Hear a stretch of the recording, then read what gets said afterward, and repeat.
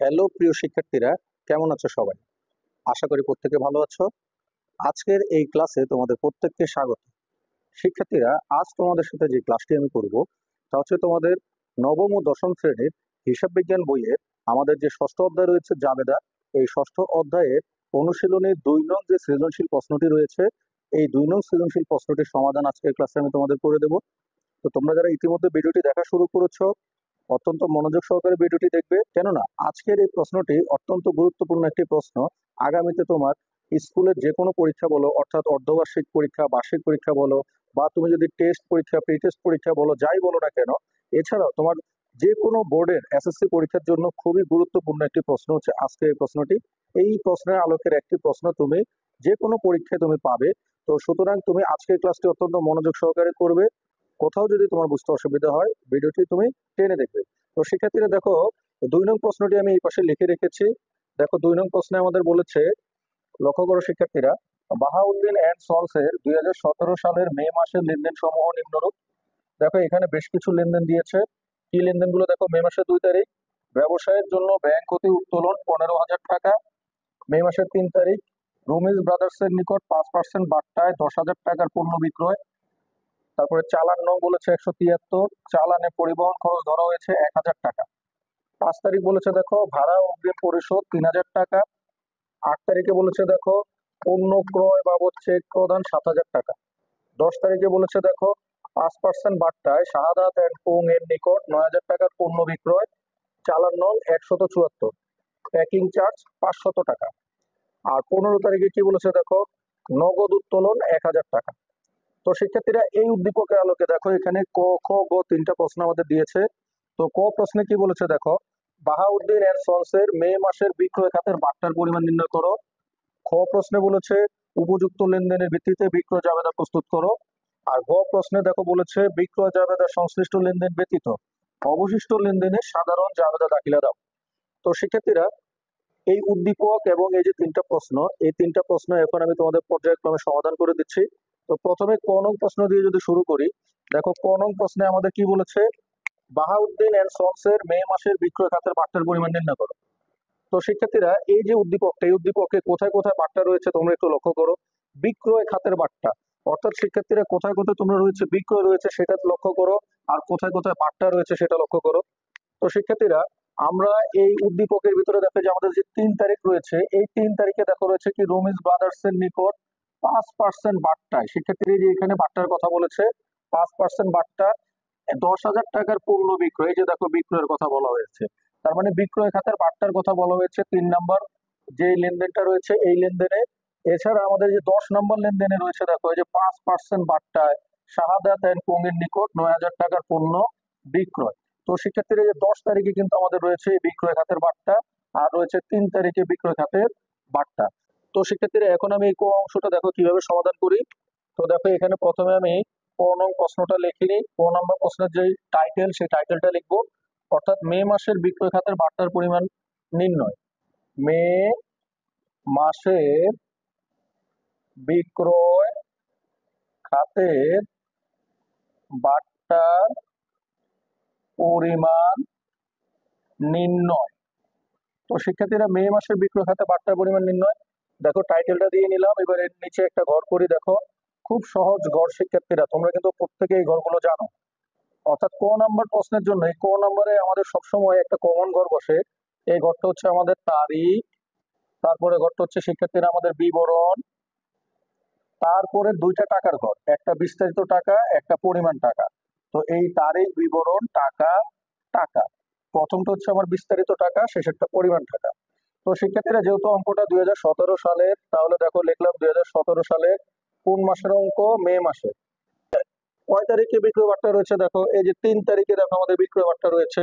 তো দেখো আমি লিখলাম এই যে মে মাসের ৩ তারিখ বিক্রয় বার্তা কয় পার্সেন্ট, ৫%। তো শিক্ষার্থীরা, এখন আমি দেখো লিখি যে বিক্রয় বার্তা। তো শিক্ষার্থীরা, যে বিক্রয় বার্তা লিখলাম, দেখো কত টাকার বার্তা, ১০,০০০ টাকার, কয় পার্সেন্ট, ৫%। এই ১০,০০০ টাকার ৫%, একটু দেখায় দিই আমি শিক্ষার্থীরা, এই যে ১০,০০০ গুণ ৫%।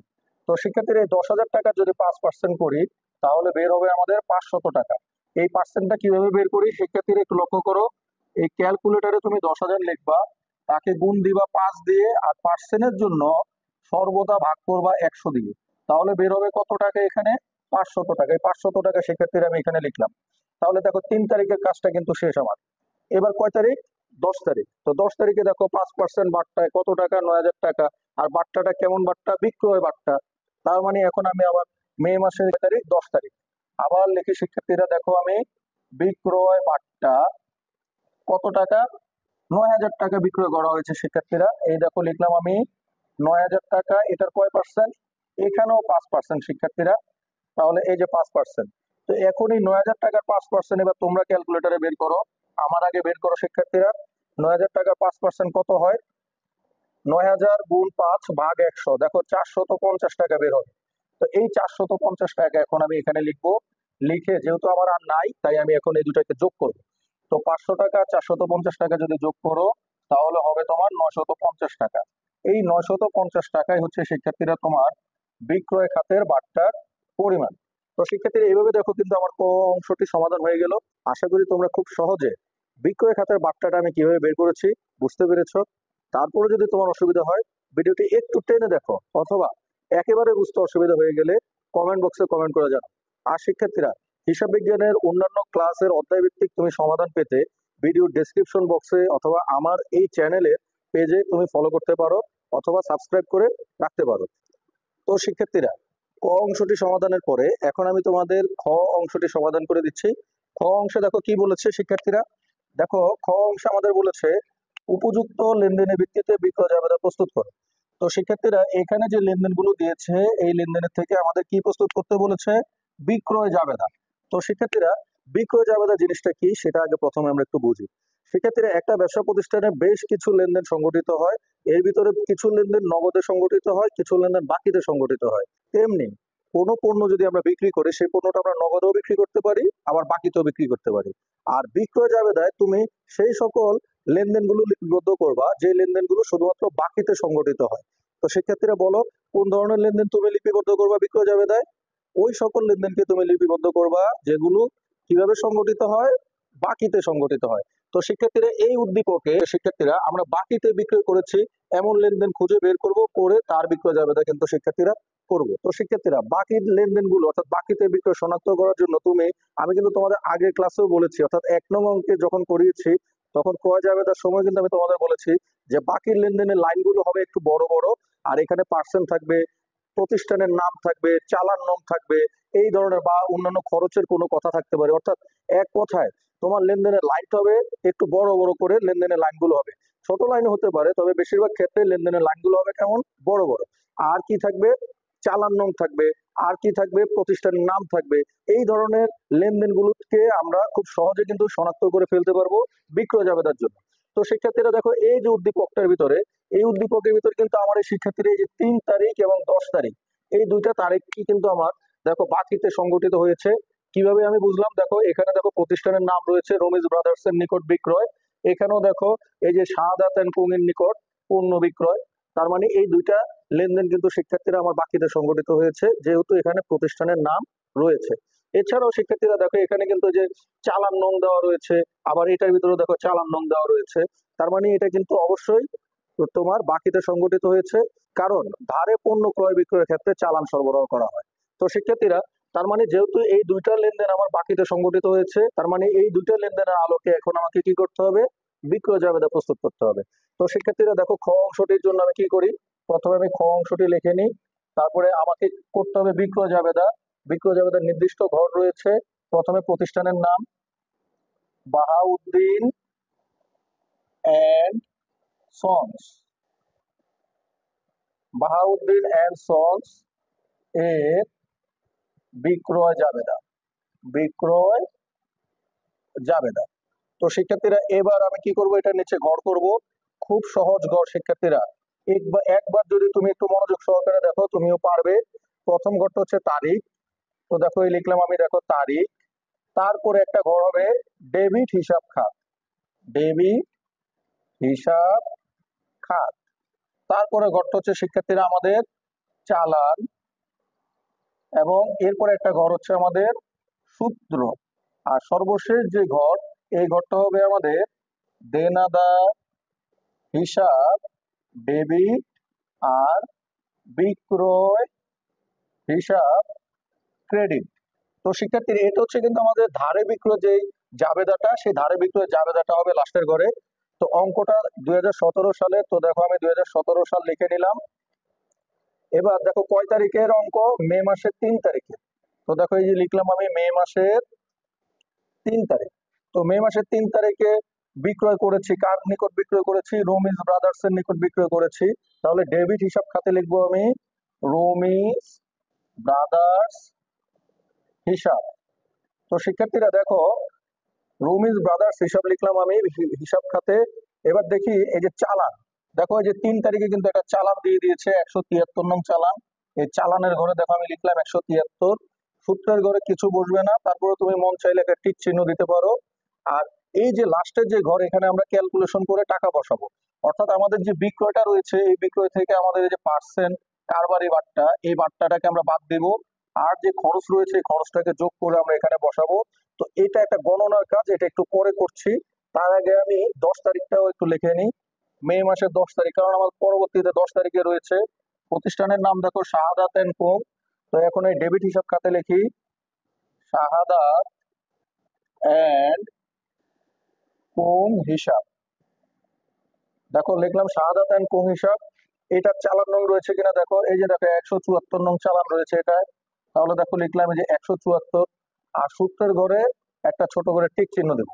তো শিক্ষার্থীরা এরপরে আমি দেখো নিচ থেকে ঘরটাকে ক্লোজ করে দিলাম, কারণ আমার আর কিন্তু কোনো তেমন একটা কাজ নেই, কোনো লেনদেন কিন্তু আমার নাই। এখন শুধু কাজটা রয়েছে এখানে টাকা, অর্থাৎ এদের কত টাকা করে আমি বিক্রি করেছি, কত টাকা করে নিট টাকাটা সেটা বসাবো। তো এটা বসানোর জন্য প্রথমে আমি গণনা দিব, একটা গণনা 1, অর্থাৎ রমিজ ব্রাদার্স এর হিসাবটা গণনা করে দেখবো কত টাকা বসবে। তো লিখি রমিজ ব্রাদার্স এর হিসাব। তো শিক্ষার্থীরা এটার কিন্তু একটা সূত্র আছে, তোমাদের ক্রয় জাবেদায় কিন্তু আমি সূত্রটা লিখে দিয়েছি। অর্থাৎ 1 নং অঙ্কে আফরোজা ফ্যাশনের যে অঙ্কটা ছিল সৃজনশীল 1, ওখানে যে ক্রয় জাবেদাটা ছিল ওই অঙ্কটার ভিতর কিন্তু সেম সূত্রটা বসেছিল। ওখানে লিখেছিলাম মোট ক্রয়, আর এটা যেহেতু বিক্রয় জাবেদা লিখবো আমি মোট বিক্রয়।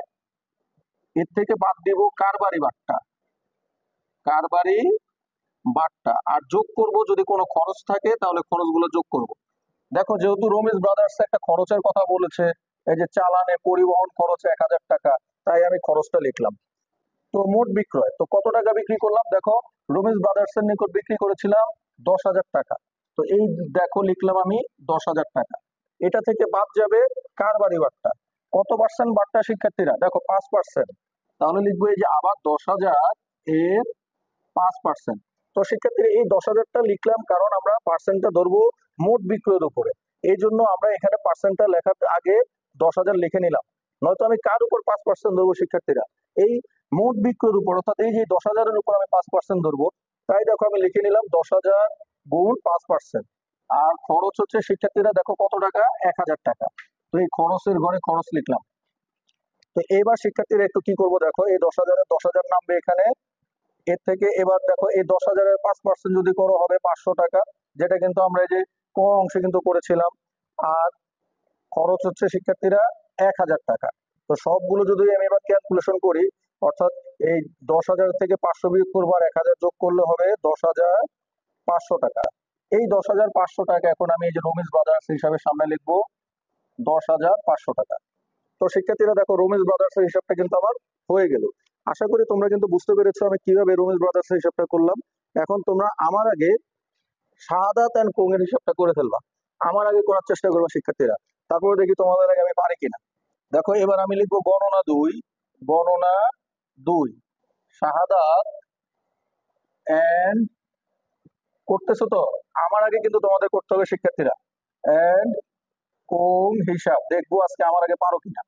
শাহাদাত এন্ড কোং হিসাব, তো আমি লিখবো আবার এই সূত্রটা লিখবো মোট বিক্রয় বিয়োগ কারবারি বাট্টা যোগ দেখি কোনো খরচ আছে কিনা। শাহাদাত 10 তারিখ, এই যে একটা খরচ আছে প্যাকিং চার্জ, তার মানে এখানে আমি লিখে দিই খরচ।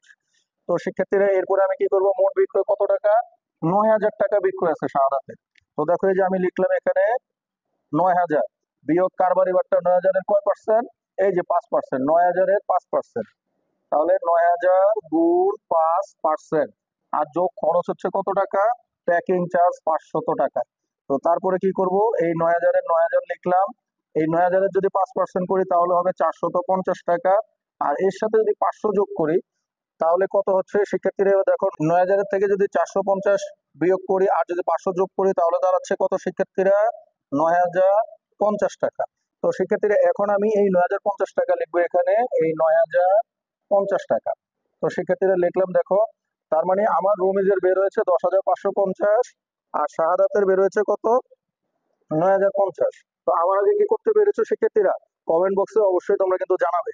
তো এবার আসো কি করব, এবার আমি এটাকে যোগ করব। তো এখন কি যোগ করবো? এই যে 10,500 থেকে 10,500 আর 9,050 যদি যোগ করি তাহলে 19,550 টাকা।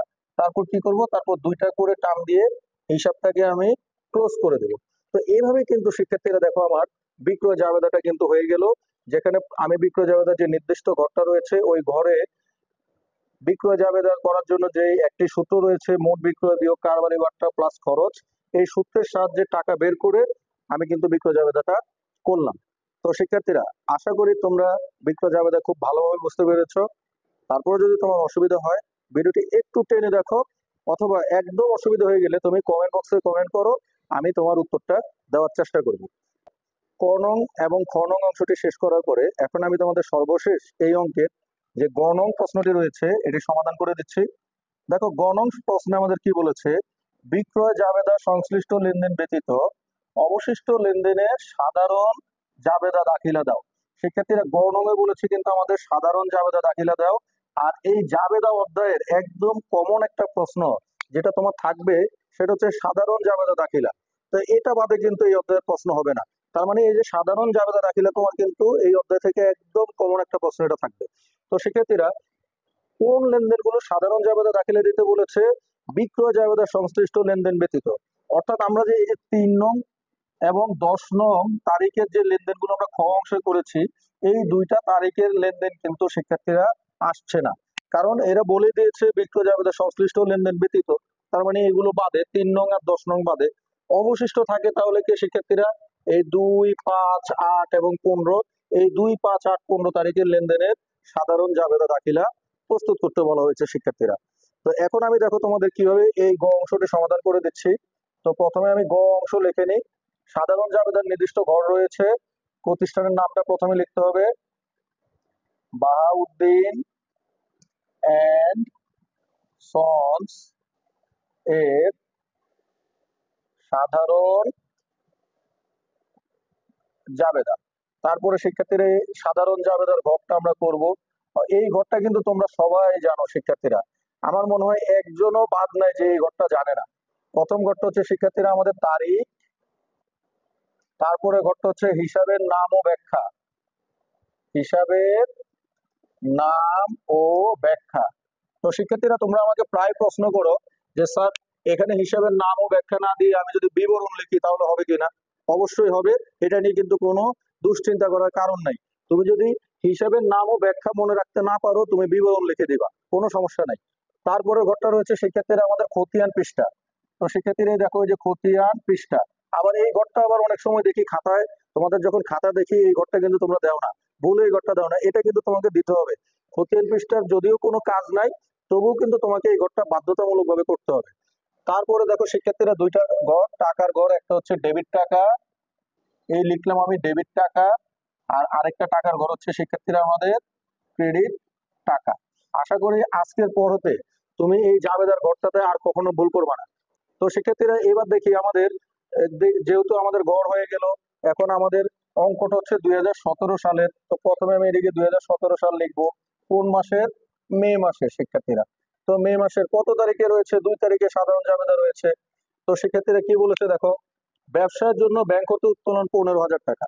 তো শিক্ষার্থীরা তোমাদের আমি জাবেদা করার সময় একটা কথা বারবার বলি যে তুমি যখন অঙ্ক করবা তখন তুমি নিজেকে একটা ব্যবসা প্রতিষ্ঠান হিসেবে কল্পনা করবে এবং চিন্তা করবে যে তোমার কাছে টাকা আসলো নাকি গেল।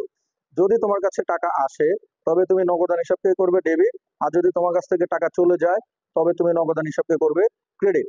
তো শিক্ষার্থীরা দেখো ব্যবসায়ের জন্য ব্যাংক হতে উত্তোলন কত টাকা? 15,000 টাকা। তো ব্যবসায়ের জন্য যেহেতু ব্যাংক হতে উত্তোলন করা হলো, তাহলে কি টাকাটা তোমার কাছে এসেছে বা আমার কাছে এসেছে? তাই তো, ব্যবসা প্রতিষ্ঠান এসেছে, যেহেতু আমি নিজেকে এখন ব্যবসা প্রতিষ্ঠান হিসেবে চিহ্নিত করলাম। তার মানে কি আমার কাছে টাকাটা এসেছে, আসার ফলে কি হলো, নগদান হিসাব ডেবিট। অপরদিকে কোথা থেকে এসেছে? ব্যাংক থেকে, ব্যাংক হিসাব ক্রেডিট। একটাই মাত্র সূত্র শিক্ষার্থীরা, টাকা আসলো নাকি গেল। যদি আসে তুমি নগদান হিসাব ডেবিট করবা, আর যদি চলে যায় তাহলে নগদান হিসাব ক্রেডিট করবা। তার মানে দেখো, ব্যবসার জন্য ব্যাংক হতে উত্তোলন, তার মানে ব্যবসা প্রতিষ্ঠানে টাকা এসেছে, আসলে ডেবিট, তার মানে নগদান হিসাব ডেবিট। তো শিক্ষার্থীরা দেখো, আমি লিখলাম এই যে নগদান হিসাব। নগদান হিসাব কি শিক্ষার্থীরা? নগদান হিসাব ডেবিট। আর কোথা থেকে টাকাটা এসেছে? আসল কথা কি? ব্যাংক হিসাব। তার মানে ব্যাংক হিসাব ক্রেডিট। শিক্ষার্থীরা দেখো যে ডেবিট এবং ক্রেডিটের মাঝে আমি একটু কিন্তু গ্যাপ রেখেছি, এই গ্যাপটা কিন্তু তোমরা রাখবা। আর কত টাকা শিক্ষার্থীরা? 15,000 টাকা। দেখো এই যে আমি 15,000 লিখলাম ডেবিটে, ক্রেডিটেও লিখলাম দেখো 15,000 টাকা। এর নিচে একটা ব্যাখ্যা দিতে হবে, কারণ দেখো হিসাবের নামও ব্যাখ্যা। ব্যাখ্যা কি? এই লাইনটাই তুমি লিখে দিতে পারো, অথবা লিখতে পারো ব্যাংক হতে উত্তোলন করা হলো। শিক্ষার্থীরা ব্যাখ্যা নিয়ে অত বেশি চিন্তিত হওয়ার কারণ নাই। ব্যাখ্যাটা তুমি এই লেনদেনের লাইনটা পড়ে, উদ্দীপকের লাইনটা পড়ে, যেই টপিকটা বা যে কথাটা সহজে তুমি বুঝায় লিখতে পারবা, ওটাই তুমি লিখবা। আর যদি একেবারেই না পারো, এই লাইনটাই লিখে দিবা টাকা ছাড়া। ঠিক আছে? তো এরপরে দেখো, এই আমি লিখলাম নগদান হিসাব, ব্যাংক হিসাব, আর এটা ব্যাখ্যা কি লিখলাম? ব্যাংক হতে উত্তোলন করা হলো। তো শিক্ষার্থীরা আমার 2 তারিখের কাজ শেষ, এবার কয় তারিখ? 5 তারিখ। তো দেখো এই যে মে মাসের, দেখো আমি দিলাম 5 তারিখ, ভাড়া অগ্রিম পরিশোধ 3,000 টাকা। তো শিক্ষার্থীরা একটু আগে বললাম যে টাকা কি তোমার কাছে আসলো নাকি গেল, এই হিসাব করে কিন্তু তুমি জাবেদাগুলো করে ফেলতে পারো। ভাড়া অগ্রিম পরিশোধ, তাহলে টাকাটা কি তোমার কাছে আসলো নাকি গেল? তুমি বলো শিক্ষার্থীরা। টাকাটা নিশ্চয়ই তোমার কাছ থেকে চলে গেল, কারণ পরিশোধ করেছো, তার মানে চলে গেল। আর চলে গেলে কি করবা? চলে গেলে ক্রেডিট করবা। যেহেতু যখন আসছে তখন তুমি নগদান হিসাব ডেবিট করেছো, এখন যেহেতু চলে যাচ্ছে তাহলে কি করবা? ক্রেডিট করবা। তার মানে নগদান হিসাব যদি আমার ক্রেডিট হয়, তাহলে ডেবিট কি হবে? এখানে ডেবিট হবে শিক্ষার্থীরা, এই যে আমাকে ভাড়া অগ্রিম, তার মানে অগ্রিম ভাড়া হিসাব ডেবিট, অগ্রিম ভাড়া হিসাব ডেবিট। আর এই নগদান হিসাব, যেহেতু টাকা চলে গেছে, নগদান হিসাবটা আমার কি হবে শিক্ষার্থীরা? ক্রেডিট।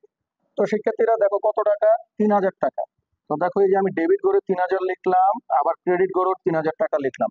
এর নিচে একটা ব্যাখ্যা দেব।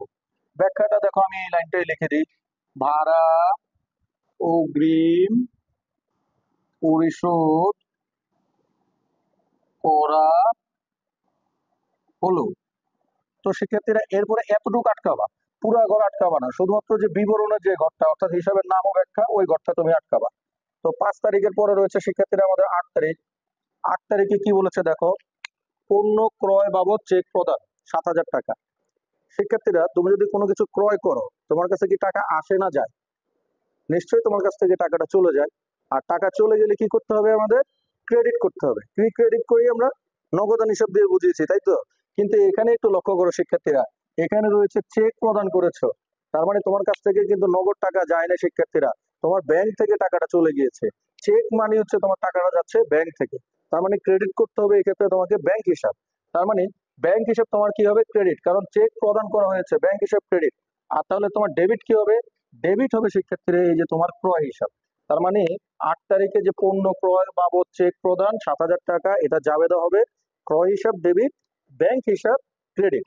তো শিক্ষার্থীরা দেখো এখন আমি এটাই লিখি, এই 8 তারিখ ক্রয় হিসাব, ক্রয় হিসাব কি হবে শিক্ষার্থীরা? ডেবিট। আর ব্যাংক হিসাব, ব্যাংক হিসাব ক্রেডিট। কত টাকা শিক্ষার্থীরা? 7,000 টাকা। দেখো এই লিখলাম আমি 7,000 টাকা ডেবিট, 7,000 টাকা ক্রেডিট। তো তারপরে আমি এখানে একটা ব্যাখ্যা দিব, যা লেখা আছে, ধরো আমি কিছুই পারি না, এই পুরো লাইনটাই লিখে দিব, পণ্য ক্রয় বাবদ চেক প্রদান করা হলো। তো শিক্ষার্থীরা দেখো 8 তারিখটাও কিন্তু আমার এখানে শেষ হয়ে গেল। এবার রয়েছে সর্বশেষ আমার 15 তারিখ, নগদ উত্তোলন 1,000 টাকা। শিক্ষার্থীরা নগদ উত্তোলন, উত্তোলনটা কোথা থেকে করা হয়েছে? এখানে কি কোনো কথা বলেছে ব্যাংকের কথা বা অন্য কোনো কথা কি বলেছে? নিশ্চয়ই না। তার মানে এই উত্তোলনটা করা হয়েছে ব্যবসা প্রতিষ্ঠান থেকে। আর ব্যবসা প্রতিষ্ঠান থেকে যখন উত্তোলন করা হয়, এই উত্তোলন করে মালিক, মালিক কি করলো, উত্তোলন করলো, তার মানে কি ব্যবসা প্রতিষ্ঠান থেকে টাকা নিয়ে চলে গেল। যেহেতু নগদ উত্তোলন মানে নগদ টাকা নিয়ে চলে গেল, তাই তো?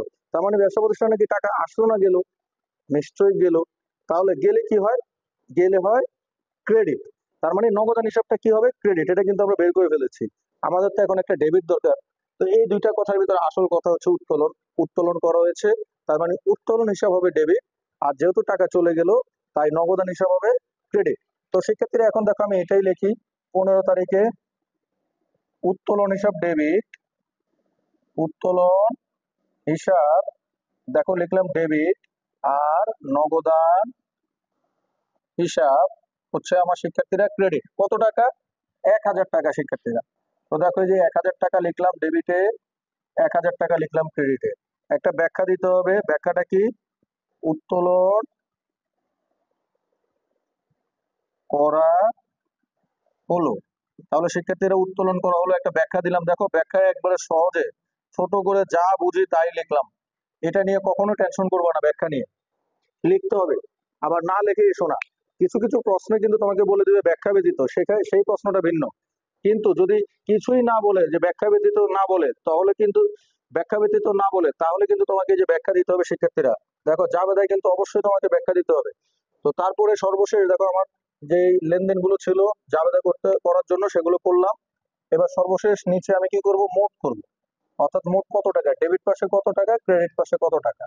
তো ডেবিট পাশে গুলোকে যোগ করলে হবে 26,000 টাকা, আর ক্রেডিট পাশের গুলো হবে 26,000 টাকা। একই হবে, যোগফল একই হবে। তারপর দুইটা করে টান দিয়ে হিসাব বন্ধ করে নিচ থেকে সুন্দর করে ঘরটাকে ক্লোজ করে দেবো। তো এইভাবে কিন্তু শিক্ষার্থীরা আমার যে সাধারণ জাবেদা, সেই সাধারণ জাবেদাটা কিন্তু হয়ে গেল। তো শিক্ষার্থীরা আশা করি তোমরা খুব সহজে এই গ অংশে যে সাধারণ জাবেদা কিভাবে আমি করেছি বুঝতে পেরেছো।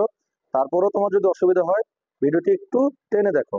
আর শিক্ষার্থীরা আজকে করা এই সৃজনশীল 2 অর্থাৎ বাহাউদ্দিনের সলসের যে সৃজনশীলটা, এই সৃজনশীলটা তোমার খাতায় অবশ্যই এখনই তুমি করে ফেলবা যদি করে না থাকো।